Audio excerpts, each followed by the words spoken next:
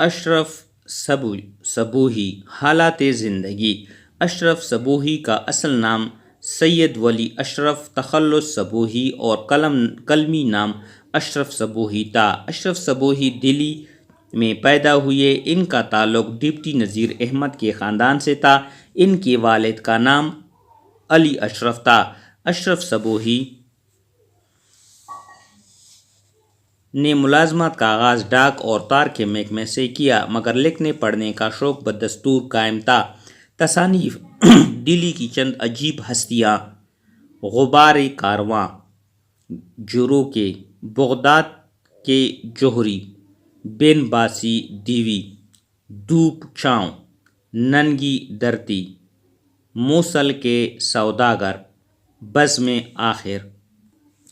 خصوصیات نثر: اشرف صبوحی کی نثر جاندار ہے۔ وہ شاہد احمد دہلوی کے رسالہ ساکی میں مضامین لکھا کرتے تھے۔ اشرف صبوحی نے ریڈیو کے لیے تقریروں کے علاوہ ڈرامے، فیچر، عورتوں کے پروگرام اور بچوں کی کہانیاں لکھی ہیں۔